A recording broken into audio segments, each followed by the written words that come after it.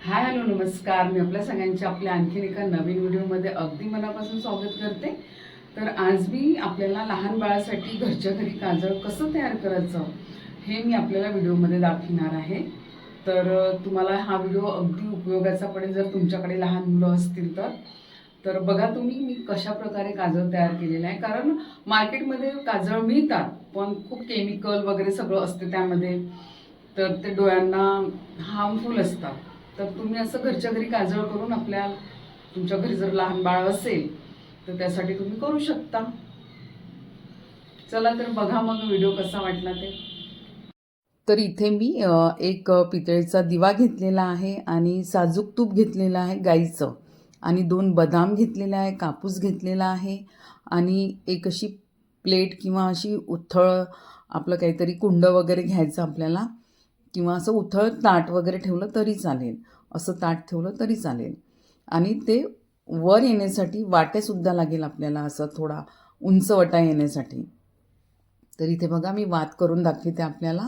या कापसाच्या आतमध्ये बदाम टाकायचं, तर हे बदामयुक्त काजळ तयार होत्या.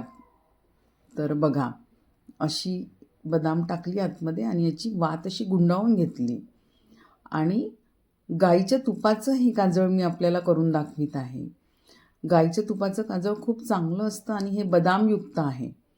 पूर्ण बदाम त्यामध्ये जळेल आणि त्याचं तेल त्यामध्ये उतरेल. तर अशी छान जाडशी वात करून घ्यायची. थोडं तूपसुद्धा लावून घेतलं आहे मी आधी, कारण ते जळायला म्हणजे लवकर जळेल ती वात. आजकाल तर डॉक्टर लोक नाहीच म्हणतात बाळांना काजळ लावायला, तरीसुद्धा आपल्याला डोक्याला वगैरे लावायसाठी काजळ हे लागतंच. तर त्यामुळे हे घरच्या घरी केलेलं काजळ उत्तम आहे. त्यामुळं मी हे तुम्हाला करून दाखवित आहे. तुम्ही डोळ्यालासुद्धा लावू शकता. तर इथे मी पारंपरिक पद्धतीने काजळ कसं तयार करायचं हे दाखवित आहे. आपली आई, आजी याच पद्धतीने काजळ तयार करायच्या आणि त्यांनी डोळेसुद्धा चांगले राहत होते.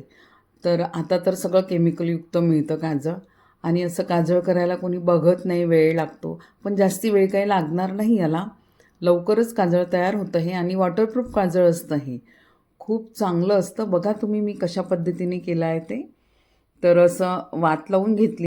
त्यानंतर 3 वाट्या घेतलेल्या आहे मी, आणि त्यावरती मी आता ताट ठेवणार आहे. कुंड काही ॲडजस्ट होत नव्हतं त्यामुळं मी ताट घेतलं असं खोलगट, आणि या वाट्यांवरती ते ठेवलं उथळ असं, आणि खाली तो दिवा लावून घेतलेला आहे. तर या दिव्याची काजळी त्या ताटावरती पडेल, आणि ते काजळी म्हणजेच काजळ आहे, आणि त्याला प्रोसेस असते. ते प्रोसेस नंतरच ते काजळ लावण्यासाठी तयार होतं. तर असं मी लावून घेतलं आहे. हे 2 तासामध्ये हे काजळ तयार होऊन जातं. हे बघा मैत्रिणींनो, तुम्ही आता बघितलंच आहे की मी ताट कसं ठेवलेलं आहे, जेणेकरून त्यामध्ये काजळी तयार होईल. आणि हे सारखं सारखं आपल्याला बघायचं नसते. एकदा लावून दिलं की ती काजळी आपोआप तयार होत असते. आणि बघा किती गॅप आहे, ती एक हात जाईल असं, म्हणजे बोटं जाईल एवढी मी गॅप ठेवलेली आहे. आणि बघा हे 2 तासामध्ये हे काजळ अगदी तयार झालेलं आहे. अशी काजळी तयार झालेली आहे बघा. आता ही सगळी काजळी मी चम्मचनी एकवटून घेईन आणि त्यामध्ये थोडंसं तूप टाकेन. हे आहे गाईचं तूप टाकायचं आहे यामध्ये. गाईच्या तुपाचं काजळ खूप चांगलं असतं. जर तुम्हाला डोळ्याला लावायचं असेल तर तुम्ही डॉक्टरांचा सल्ला घेऊनच डोळ्याला लावा, किंवा आपल्याला बाळाच्या डोक्याला टिया लावायचा असेल, टिक्का लावतो आपण, त्यासाठी तर हे काजळ अगदी उत्तम आहे. यामध्ये काही केमिकल नाही आहे. तुम्ही बघितलंच आहे. बघा किती सारं जमा झालेलं आहे हे काजळ. आणि याच्यामध्ये तूप टाकून मी छान असं घासून घेणार आहे, आणि त्यानंतर मग धुवून हे काजळ तयार होत असते. तर आता तूप टाकलं, अगदी थोडंसं तूप टाकायचं. जर तुम्ही जास्त तूप टाकलं तर हे काजळ एकदम असं पातळ होईल आणि ते खूप पसरल्या जातील. त्यामुळं थोडं 2-3 थेंबच तूप टाकायचं आहे यामध्ये, आणि बघून टाकायचं. तुम्हाला वाटलं की कमी झालं तर थोडं तुम्ही परत टाकू शकता. थोडं थोडं तूप टाकायचं. आणि बघा आता छान यामध्ये मी असं मिक्स करून घेतलेलं आहे, आणि बघा मस्त घरच्या घरी असं काजळ तयार झालेलं आहे. असं वाटतं की हे काजळ खूप कमी होईल, पण ते चम्मचला इतकं आहे लागलेलं की ते पुष्कळ होऊन जातं. छोटी डबीभर असं काजळ तयार होऊन जातं. आमच्याकडे बाळाची 5वी जेव्हा असते त्या दिवशी काजळ करतात.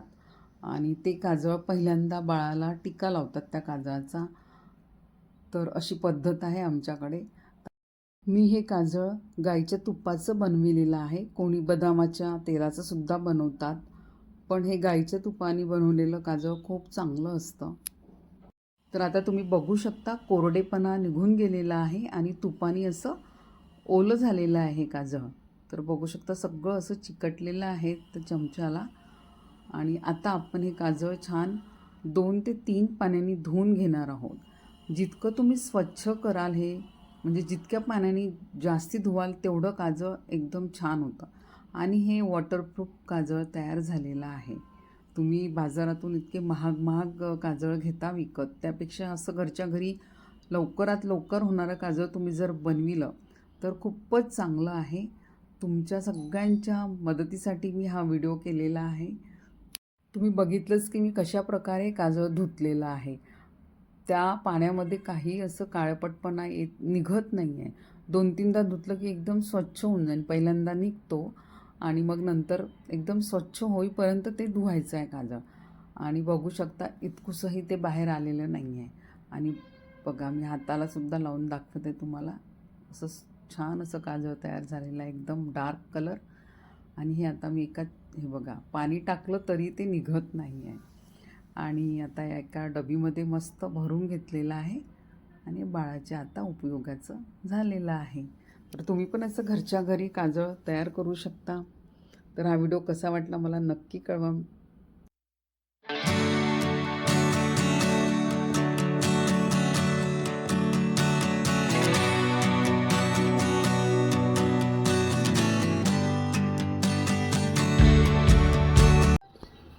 तर अशा प्रकारे लहान मुलांचं काजळ कसं तयार करायचं हे मी आपल्याला आज प्रत्यक्ष दाखवलेलं आहे. आमच्याकडे छोटं बाळ आलं आहे, त्याच्यामुळं मी पण पहिल्यांदाच हे काजळ करत आहे. माझी आई करायची असं, तर म्हटलं तुमच्यासोबत ते शेअर करायचं, तर तुमच्याही कामात येईल म्हणून मी हे आपल्याला दाखवण्याचा प्रयत्न केलेला आहे. तर मैत्रिणींनो, हा व्हिडिओ आपल्याला कसा वाटला मला नक्की कळवा. व्हिडिओ आवडला असल्यास एक लाईक जरूर करा. परत भेटूया आपण अशाच व्हिडिओसोबत. Bye bye, take care and stay healthy.